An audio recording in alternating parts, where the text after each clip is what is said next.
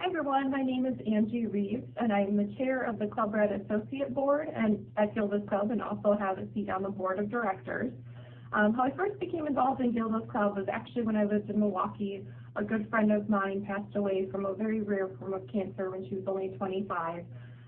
And I was really seeking support at the time. I had wonderful friends and family by my side, but not everybody understands what it's like to watch someone live with this awful disease and then lose them so young. So I remember walking into the clubhouse there and just feeling like I was understood, I was welcome, and I had the support that I needed at that time.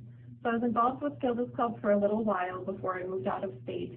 And at that time, I became very involved with some additional cancer charities, doing more fundraising. I'm an endurance athlete, so I would do runs and fundraising associated with that. And then when I moved back to Wisconsin, I continued on with that involvement for a few years and then wanted to switch gears. And I had heard of Gills for Gildas, the swim across Lake Mendota that also helps to fundraise for Gilda's Club. And I thought that sounded like a fun new challenge. So I got involved with Gilda's Club Madison that way, and then heard about Club Red from there. And one thing that I think is really special to Gilda's Club in Madison is that they recognize that cancer affects people of all ages, and they have a lot of support resources for young adults.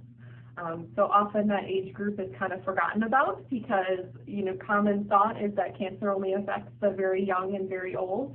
And I so appreciate that Gilda's Club recognizes that cancer does not discriminate based on age or any other factor, and really welcomes and supports young adults that have lived with cancer or are trying to support someone with cancer.